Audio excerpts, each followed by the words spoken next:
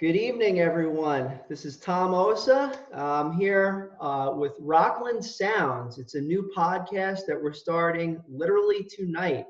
So mark your calendars. September 10th, 2020 is the official first episode of this podcast. Like the other podcasts that we put together, we're starting off with a nice casual format. We don't want to make it too stringent. We want to make it enjoyable, not just for you guys, but also for our guests. So we hope to have a really good show, and we'll see where it goes over the next coming weeks, months, and maybe years. We'll see how you guys like it. Just very briefly, Rockland Sound is sponsored by our parent company, Rockland Web. Handles web development, web marketing, and automation for all of your business needs.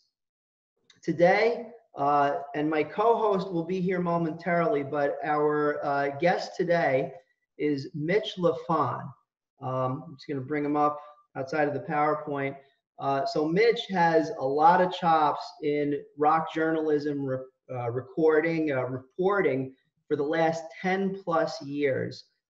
There's some resources in the PowerPoint that I'll be showing you momentarily, but you'll be able to see that for the last 10 years, he's interviewed a variety of different artists across the spectrum of rock, even members of Guns N' Roses, members of Kiss, members of very prominent and well-known bands that have really helped feed our souls over the last 40 years. You know, I just passed the 40-year mark a few years ago, and I'll tell you, I can't live without my rock. I mean, music is life for me. So, you know, behind the scenes, in addition to all of the music that's played, there's obviously a lot of stories that you hear. Mitch is on the cutting edge of that. He's able to get in with a lot of the individual personalities and really just kind of like get a better feel for each of the individuals and what their likes and dislikes are. And Mitch, a perfect example is, you know, I was doing a little studying up on you. I was looking at a few YouTubes. I happened to notice, I mean, you know, you have the Slash photo up at the top on YouTube.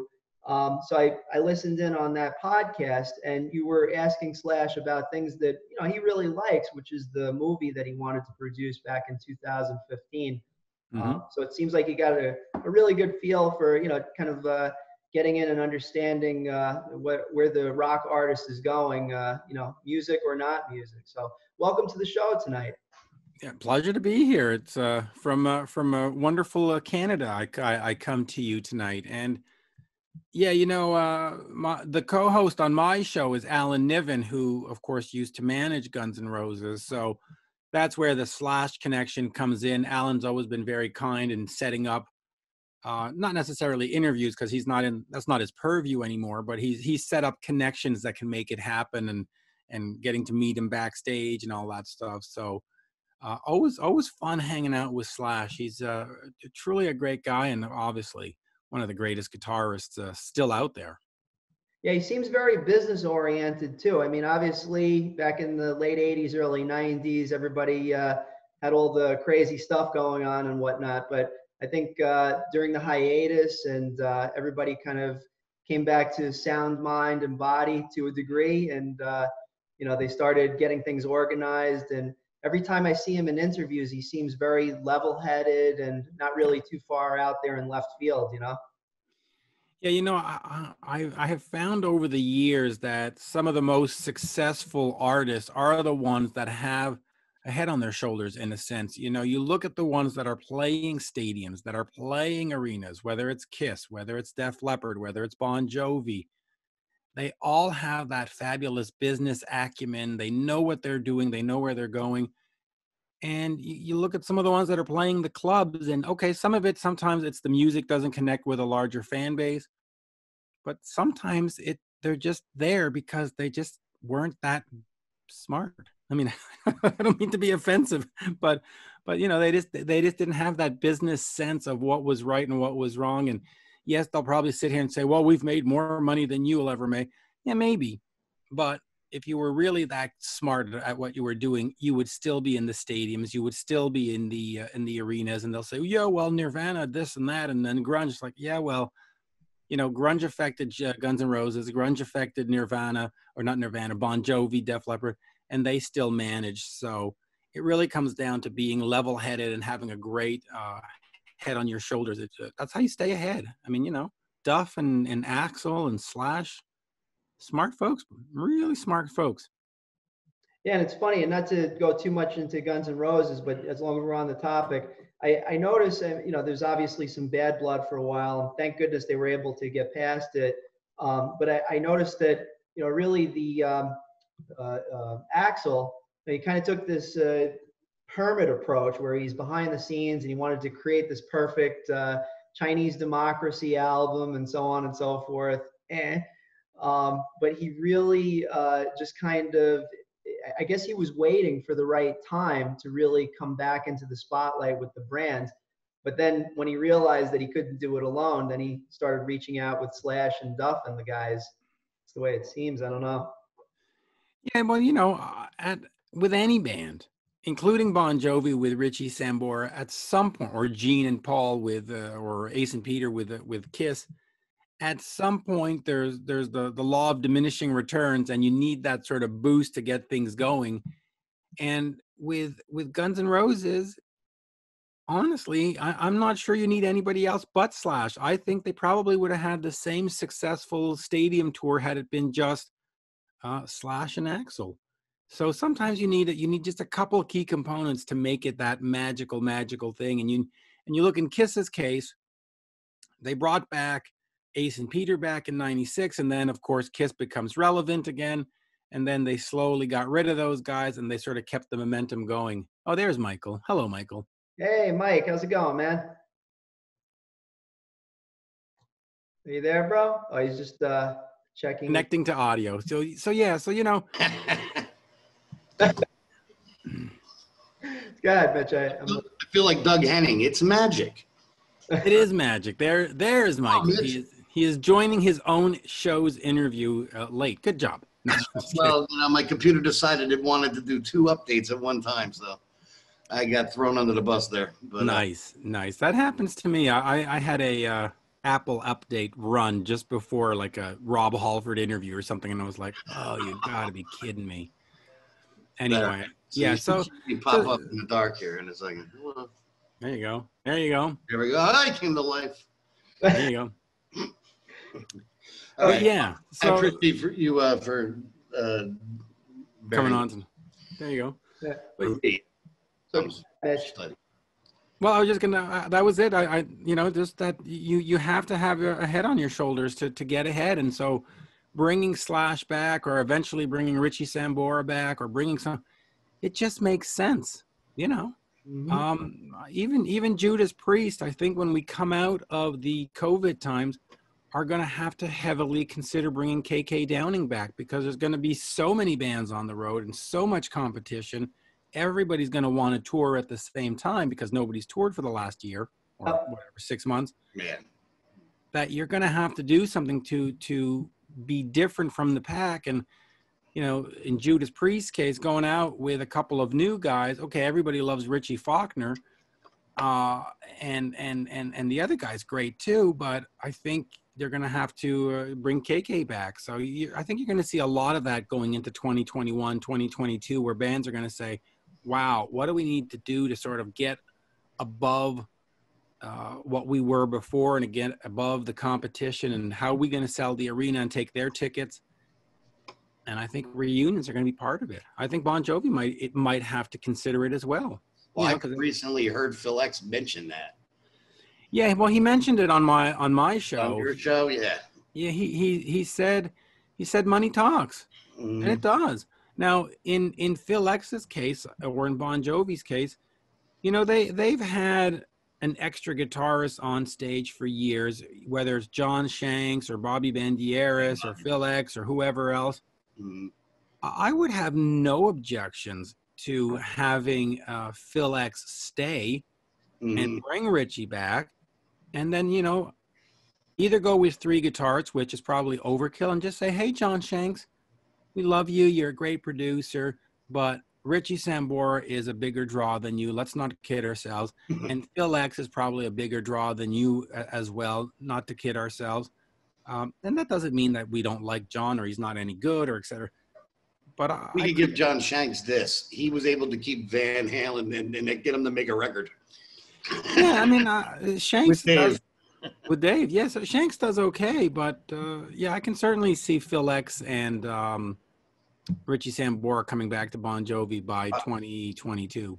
I think that John, though, might lose his mind because they seem to have similar personalities, Richie and Phil X. That might be overkill.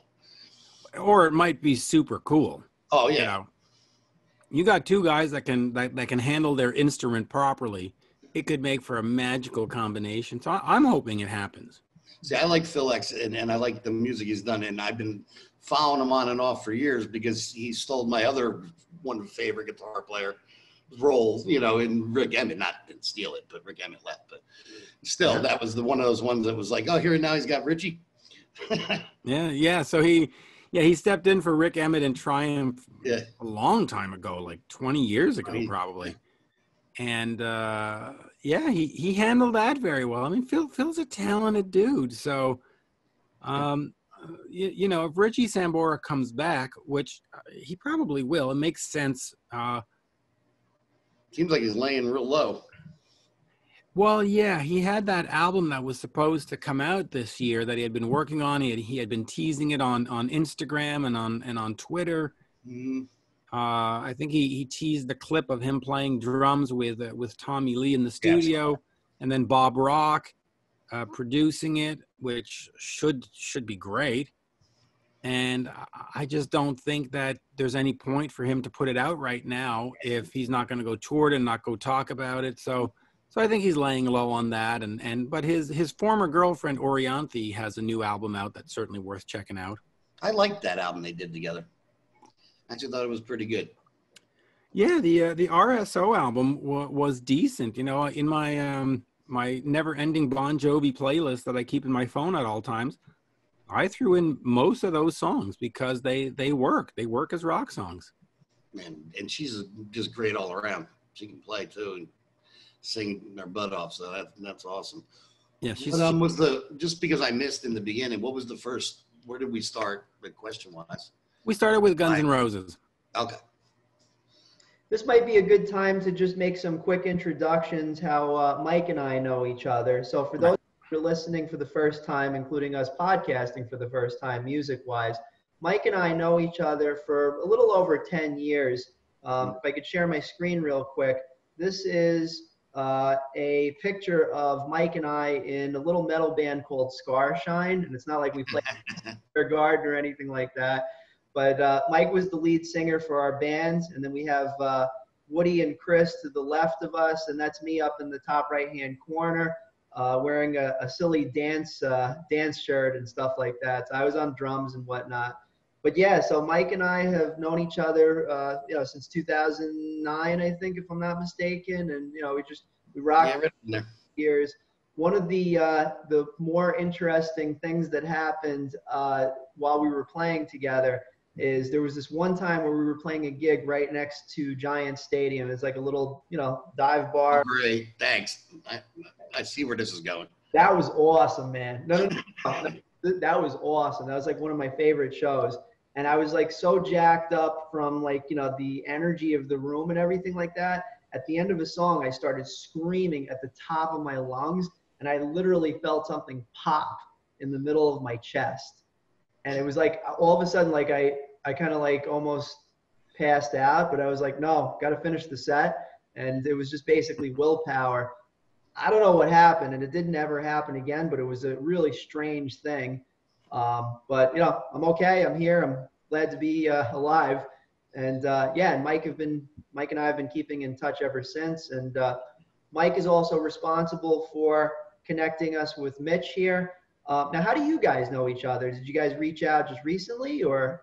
Well, I've been following Mitch through, as a music fan and stuff for a long time.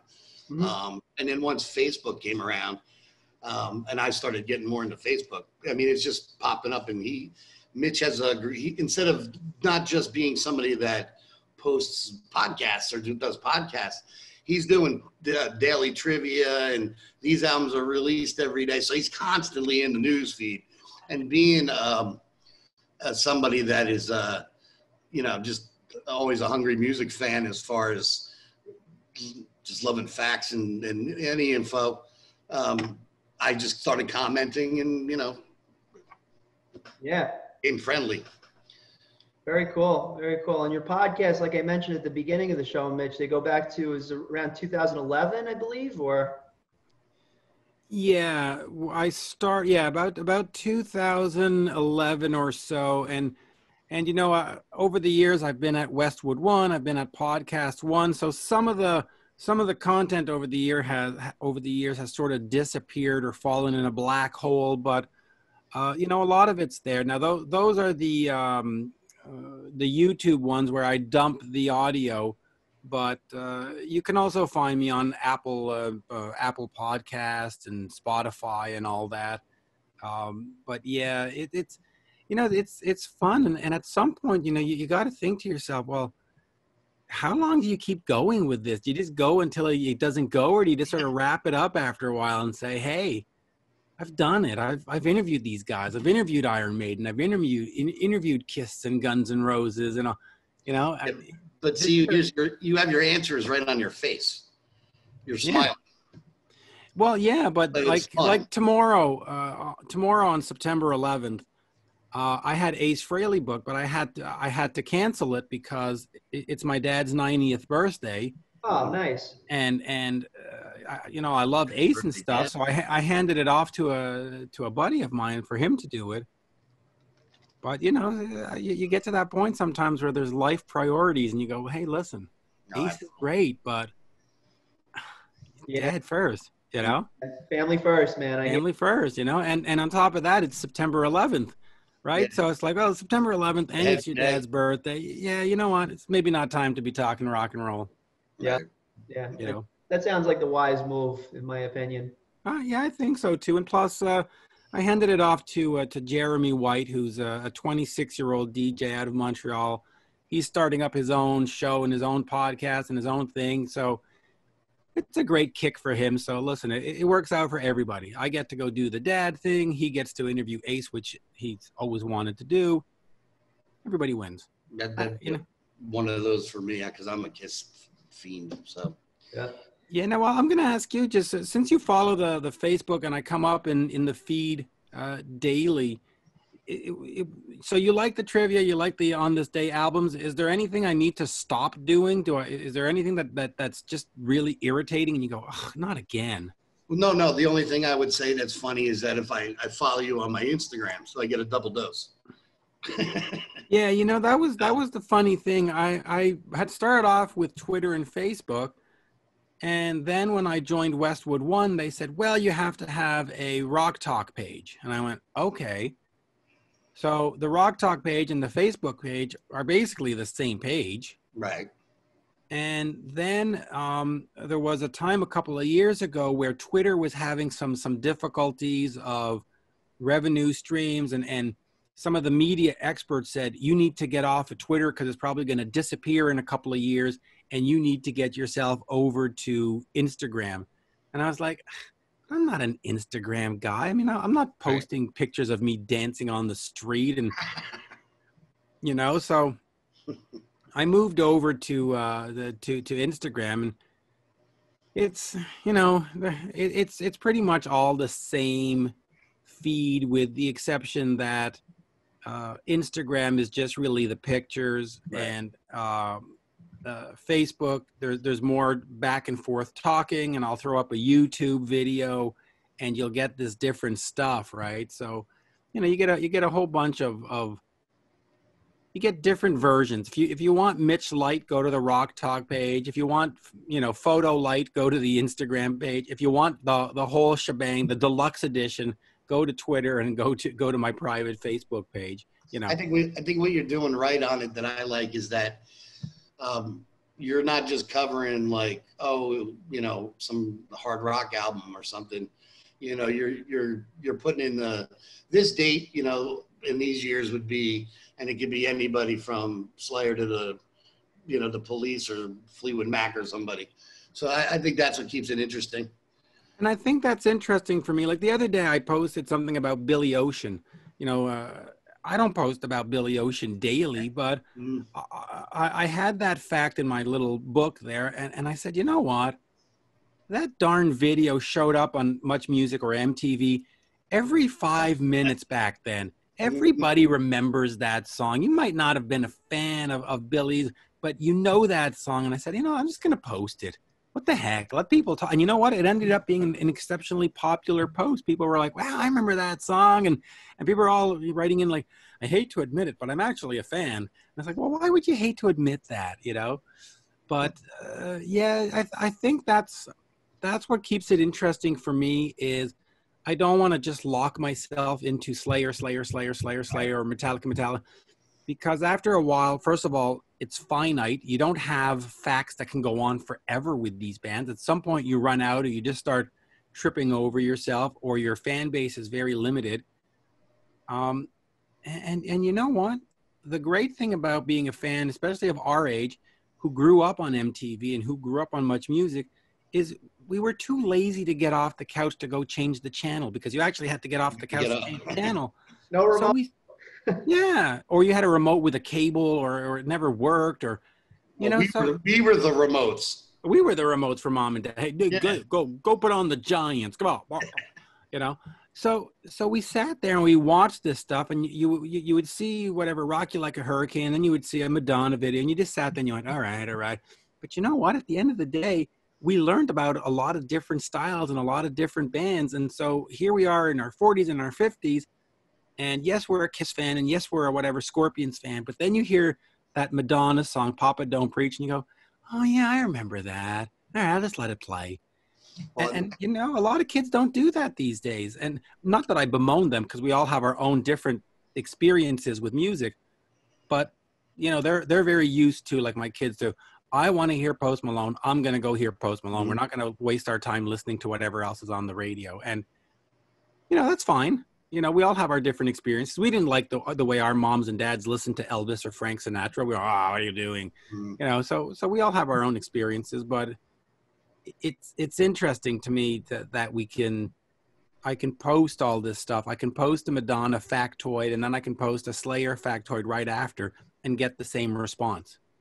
Hundreds of people will like it or whatever. And it's just like, yeah, that goes to show. It's kind of fun, So Mitch, what I was asking before is, as far as the generations that are listening to different genres of music these days, do you find that, I was very interested in the backstories of my favorite music artists. I read so many Doors books, the John Densmore book. Currently, I'm actually reading the Slash book. I got it as a birthday present last year. So, interested in the backstories. Do you find that the current generation of music fans, are they as interested in the stories of their favorite artists these days? Well, listen, my perception goes with, my kids and my kids' friends. And when I bring up a factoid and say, hey, did you know Post Malone used to do this? They don't really seem to care as much. They seem to more care about what they're wearing, what they're endorsing, who they're dating, what they're drinking. But of course I can't speak for the entire generation. I'm sure there's some out there that probably want to hear the backstory.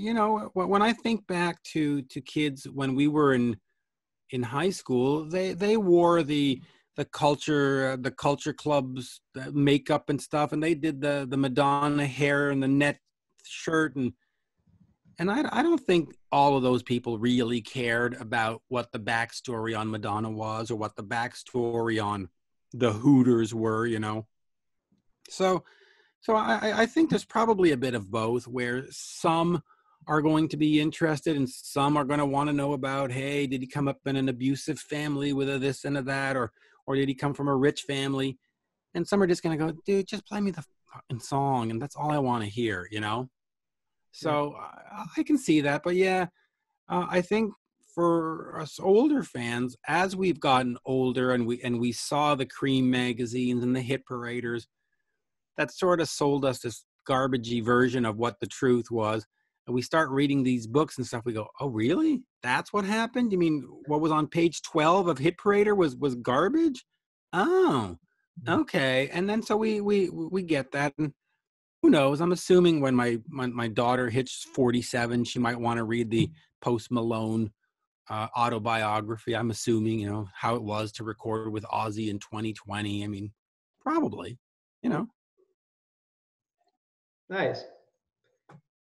I had a few other questions I wanted to ask before we close out, and hopefully Mike can join us toward the end. But you grew up in Canada, if I'm not mistaken. Mike Correct. corrected me. So are you, I don't know, are you currently in the States? Like you migrated to the United States? No, I'm in Montreal. I'm still up here. All right, You know, I'm still a proud Montreal Canadiens fan.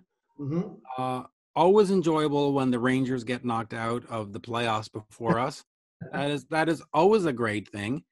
And but I do have my affinities for the States. For years, I wanted to move to San Diego. For years, I've been a fan of the Washington football team. So yeah, I've got my heart in the States, but I've got my butt in Canada. So. So, but you have a decent following in the United States. I mean, just based on your YouTube numbers. So I would imagine that you got a large contingency of subscribers specifically from the United States, and I do. World. Yeah, I do. There's a lot of rock fans in the States that currently aren't being served really by any media. I mean, you do have Eddie Trunk that serves part of it, but the rest of the media doesn't really service the American rock fan. You've sort of been abandoned. If you go to Entertainment Tonight, or if you go to Variety, or if you go to any of those sort of standard publications, or Rolling Stone, or Entertainment Weekly, they're talking about Selena Gomez. They're talking about Miley Cyrus. They're talking about all these bands that really don't connect with the rock fans. So yes, you have Eddie on Sirius doing his thing. Eddie doesn't work the socials as much as I do. Mm-hmm. So, and by the way, in no way, shape, or form am I comparing myself. He's a lot more successful. He's got a lot more followers. Let's not kid ourselves. But that said, I am active on social with the factoids and on this day and the conversations. And if you write me, I write you back, and so on and so forth. So it's a niche little corner of the rock world, but it's my corner. For the most part, and it's a fun place to be. And so I think that responds to a lot of folks that are going, hey, I want to talk about the Scorpions, but I got nowhere to go. Mm-hmm. So yeah, I can tune in to Sirius from whatever 2 p.m. to 5 p.m. and hear a show about it. But what if I want to tune in at 10 o'clock at night? Or what if I want to wake up and see a cute factoid at 8 o'clock in the morning? Well, that's where I step in. Mm-hmm. And I think for the most part, it's been successful. I'm at 20,000 Twitter followers with, almost 8 million Twitter impressions a month, which are great numbers. That's great. Absolutely. But I would love to have greater numbers. I'd like to have 100,000 followers with 15 million Twitter impressions a month. So there's always, room to grow. There's always stuff to do and move on. And hey, who knows? If I can get 100,000 followers, maybe I can make some money at this. Yep. Yeah, I dig.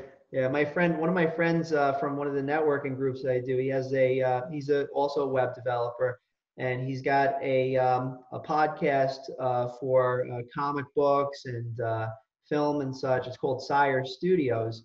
So makes a decent living and from the web development, but he'd like to turn the podcasting and the video part into kind of like the full-time thing. And he's doing good, but like everything else, I mean, you got the mega stars and such, and and then we're always chasing the dragon a little bit, right? Oh yeah, and it does get frustrating after a while. Even for me, sometimes you just like, Metallica is doing interviews these days for the S&M 2 album. Yeah.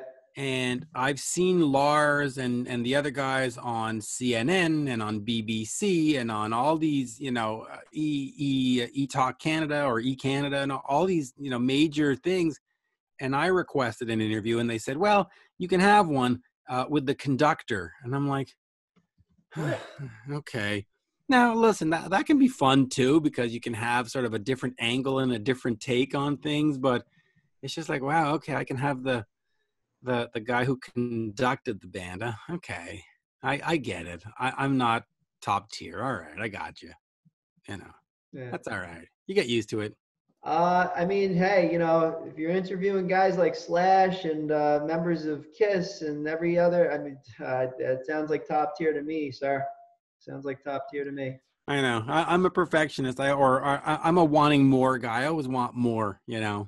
I interview Gene Simmons. I want to interview Gene Simmons and Paul Stanley at the same time. That's the sort of, I guess that's the drive that sort of kept me going and kept me pushing and kept me wanting. So that drive, is that what got you into the industry in the first place? Did you kind of fall into it, or you'd planned it out? No, I fell into it very accidentally, and it's just a great passion that kept me going and eventually got me to my own podcast, because I worked for different magazines and I worked for different outlets, and there was always rules, and there was always, you can only do this guest and you can only talk to this guest, and this guest is on that record label, but that record label hasn't bought ads with us, so you can't talk to the person on that record label. And it was annoying. Mm. So eventually I just got myself to being solo, and solo is great. You can do whatever you want when you're solo. So uh by the way, I'm seeing all those pictures of myself. That is fantastic. Yeah, man. And I don't Google myself very often, so who knows what comes up, but that's kind of cool. Yeah. But yeah, so that's what I wanted to do. I wanted to come up and do my own thing, do my own show, not have to play by anybody's rules, and just be able to be me. Sometimes it just, I mean, we put our objectives out on life, and sometimes life puts its stuff on us, and it works out pretty nice. So it sounds like you found the right niche to hop into, right? Yeah, I really did, and it's paid off. Now, of course, this year there's been no shows and there's been none of that. So some of the peripheral benefits, or the asides, where, hey, I get to interview these guys and then I get to go see a show, that's not there this year. So it's been interesting to stay focused sometimes and stay motivated sometimes, because you sort of want that whole existence and that whole lifestyle. And it's not there right now, but hopefully in 2021 it'll come back. I'm not overly sure. I'm not overly sure we're going to have large shows next year. Yeah, it'll be different. I'm sure the powers that be are going to want to keep us more socially distant for a while. Yeah. In my opinion, I think that is going to create a wave of more virtual reality entertainment. Maybe some more holographic technology. We'll see how it goes, but there's definitely some large-scale corporations that are working on it, I would imagine. Well, with everything that's bad that goes around, whether it's Spanish flu or World War II or whatever that's gone bad in history, it's always led to great innovation. You look at the 50s, the 1950s, coming out of World War II. Well, it was the roaring 50s. There was all kinds of stuff, and the space program, and this program, and the military invented that, and eventually, So people are going to look back and they're going to go, okay, what don't I have? What do I need? How am I going to get it? And we're going to see new ways. We're going to see, vaccine development increase and go faster. We're gonna understand. There's going to be more investment into medical field and computer fields. We're doing a Zoom right now, and it looks okay, but it's 2020. It should look better. Yeah. I mean, it should. Yeah. And Zoom got caught off guard. They were like, listen, for a couple of guys in a boardroom talking about what car we're going to rent on the weekend to go to Dallas for, they don't need a super duper whatever. So we're going to see this stuff get better. We're going to see the microphones. A lot of us are using the laptop microphones. We're not using, real equipment. All of a sudden, we're going to have real equipment. We're going to have.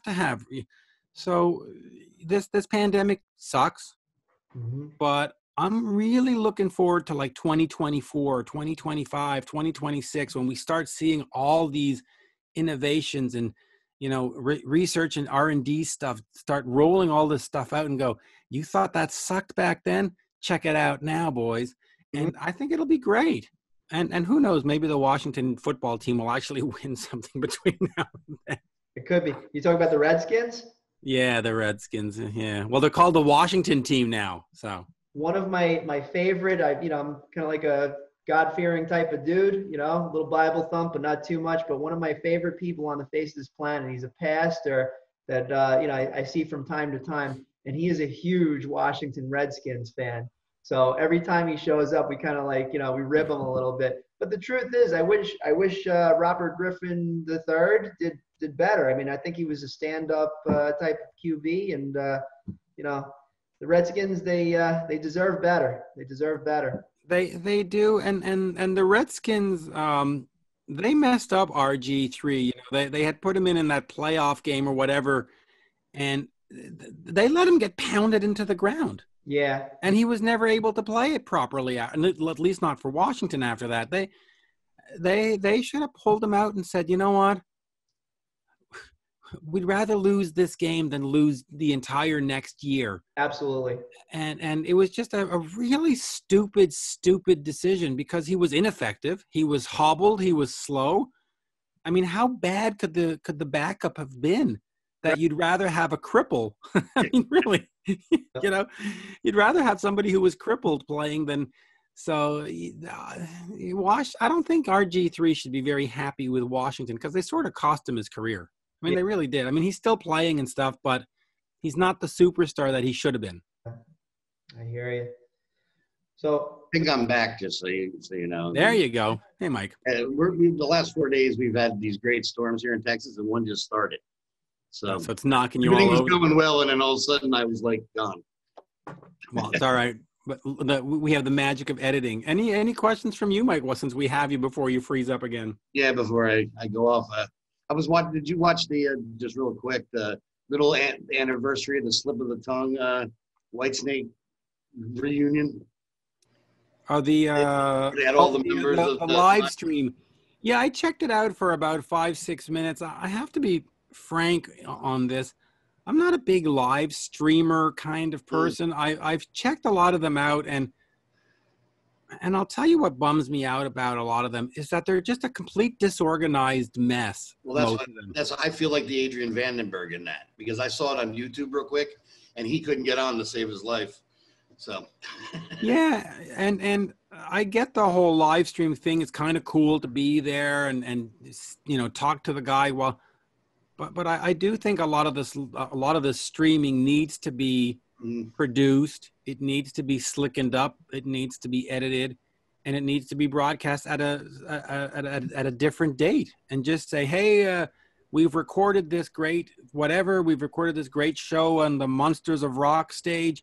And here it is later on. Now, to be fair, Monster of Rock does great live streams. Everything has been A1.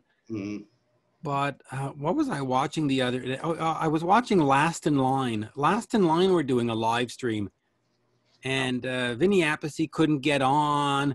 And then the guys were making fun of him and Apple, and he should buy a new computer. And it was just like, could you just get the fuck on with it? Like I don't want to hear this nonsense. And some might find it endearing, which is fine. I don't find it endearing, so I click off. So I stayed on the Last in Line thing for 3-4 minutes, and then I just went, you know what? It's boring. That's what happened with the Whitesnake Day. I saw it on YouTube, so I didn't watch it live. Right. But they didn't edit it. They just took the stream and they threw it up. So I think there's potential, like I was talking with Tom, and virtual reality and holograms, but it's got to be slick. They got to slicken it up. The whole I'm sitting in my living room is like, all right, but I'm paying for a ticket for, a lot of them are starting to charge like $10 or whatever. It's like, yeah, I'm paying for a ticket. You need to up your game, my friend. Right. I do have a couple questions if you have a couple minutes. Yeah. Frankie Benali, I'd like you to touch on him since you knew him well. Yep. and we lost him, and he obviously put up a valiant fight with pancreatic cancer. So Mm-hmm. if you have anything you'd like to relay to us to share, some of those moments. Yeah, Frankie it's a devastating loss. I certainly wasn't as close as his bandmates or as his wife, but we did have a special relationship where when it was time to announce the cancer to the world, he said, Mitch, I'd like you to do it. And we had picked a time, and I had known for months. We were over at the M3 festival in Maryland in May of was it 2019? I guess it was 2019. A couple of years ago, right, where he missed the show. Yeah, but he was at the M3 one. For the M3 one, he showed up, and he took me backstage, and we took a couple of pictures, and he told me about it, and it was like, oh, fuck. And then they were going to play Montreal at this Heavy Montreal festival in July, and I knew he wasn't going to be there. So on my coverage, I deliberately, as I live stream on Twitter and stuff, I deliberately didn't show the drummer, I showed the crowd, and I showed James and Chuck, and I deliberately kept not showing Frankie just to not ruin what was going on. And then he sent me this note, and he said, okay, on this date at this time, I want you to put it on your Facebook. And so I did. And I planned my whole side. I mean, I made sure I got enough sleep so that I didn't oversleep and I didn't miss and I put it up on my Facebook, and literally about a minute later, it started showing up on all the different rock websites. One grabbed it because I don't want to say I teased it, but I said, hey, tomorrow at 8:00, I have a special announcement. And I guess people tuned in to say, okay, what's this going to be? And then they saw the Frankie has a cancer thing. And I'm telling you, by the time I got up to go to the bathroom, it was all over. Rolling Stone had it, Billboard had it, and so that was nice to see that folks loved Frankie enough, or loved Frankie that all of a sudden, whether it fit their format or didn't fit their format, or they were like, yeah, we're going to run a story about this guy because he's a good dude. And kind of like an outpouring of love. Oh, it really was. It was like wildfire. I mean, it was like, And when it was time to announce his passing, his wife reached out to me and said, Frankie passed away, and we're going to announce it on this day and this time. And she had prepared a statement, so I put it up, and I let it go. And Eddie Trunk had mentioned it on his show as well. So Eddie Trunk was supposed to mention it at 2, and I was supposed to put it up on the socials at 2:05. That was the plan. And there was a great outpouring, and it was and still is very, very touching. You look sometimes at the, on paper, and you go, well, on paper, it's an 80s rock star who's been playing smaller venues for many years, and all of that falls out by the wayside, and all of a sudden you're seeing Fox News and CNN and all these places that haven't covered him or the band in years say, hey, you know what? Forget that. This is a man that needs to be respected. So let's take a moment to do that. And it was just, it was wonderful to see. I mean, it was just absolutely wonderful to see. And, the Pancreatic Cancer Society made a post. What are they called? Are they called PAN? PAN or sorry, my mind is blank, but they made a wonderful post about how Frankie had helped them and helped raise funds for them. And it was nice to see. Now, of course, it goes without saying that we'd rather have Frankie here, completely cancer-free and healthy and kicking butt. But there he is. That's the one. Go put it back up for a second. Yeah. Here we go. Yes, that's it. The PCAN, the Pancreatic Cancer Association. Yeah, Action Network, PCAN. Got it. I'll put it in the document as a follow-up for people. Yeah, now that's the one when it was announced. They also did one when he passed away, which was that's the announcement from 2019. But they did one when he passed away, which was really fantastic. And I'm sure you'll find it. But it was great. It was great to see, and you know, God bless him. We'd love to have him back. Absolutely. And healthy. Back and healthy, not back with cancer. Back and healthy. Right. And Mitch, we want to be respectful of your time. We only got like a few minutes. You mentioned you have many commitments to address, but Mike had one more quick question, and then no worries, go for it. Close out. Mike. Perfect timing. His feed cut out again. Listen. It's like you had to have a storm down there today. We can always do it. We can always do a part 2, but or maybe Mike could type it in real quick and I can just answer it. All right. Well, I'll throw in my, we might do some follow up, and we appreciate it. I got 2 quickie questions. Go for it. One of your favorite interviews of all time thus far? It's got to be the Gene Simmons when I was 11 years old. I mean, that tells a story. You know, who else can sit here and say they interviewed one of the greatest rock stars when they were 11 years old? Not a lot of people. For real. I'm sure there's a couple, but not a lot of people. And so, and that was my first interview. So, hey, you can't beat that. That's pretty darn cool, you know. And on the flip side, and not to go too much into it because time, and also don't want to tell too many secrets, but any let's say more difficult interviews or nightmarish or anything like that? Yeah, there's been some ones over the years that haven't been that good.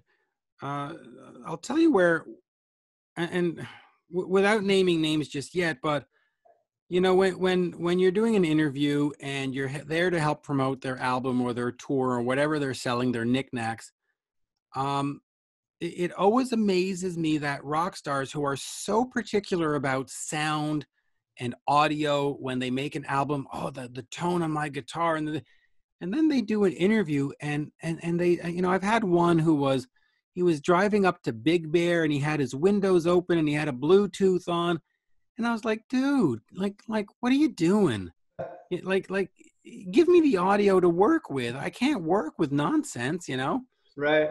So that's a bit of the nightmarish. The other ones are the yes no answer ones where you say, hey, talk to me about the new album, because you sort of have to ask about that because that's why you're on the phone. And they go, yeah, man, it's great. And you're like, okay, well, tell me why it's great. Oh, it's the best album we've ever made. And you're just like, it's like, listen, no fan's gonna want to listen to this if you're not gonna tell me a story. I mean, make something up, I don't care, but make it interesting. So that's when we're talking about nightmares. It's those yes no answers and the I don't give up about the audio, so I'm just going to be on my laptop microphone as I sit in the bathroom on the back of the bus while it's roaring down the street, and you're just like, oh my god, I can't use this. I can't use this, Mm-hmm. And I've had the other ones where they'll be like, oh, we're going to be driving through some tunnels later. And it's just like, well, then call me back after you're done with the tunnels. Like, there's no point in getting a conversation. And it happens. They're telling a story, and then the audio cuts out, and you're waiting and waiting, and then they get out of the tunnel, and the audio cuts back in. And you're like, yeah, how am I going to use a quarter of an answer? Like, and then you got to do more editing, Yeah, or just chop it right out. It's like leave, So that's the nightmare stuff. It's just. I think the respect sort of has to go both ways. If you want us to respect the process and do a nice story and post something great, well, be great back to us. Mm-hmm. I think that's reasonable, and it is a bit of a source of a frustration when it's just like, oh my God, here we go again. Yeah. Anyway. Yeah.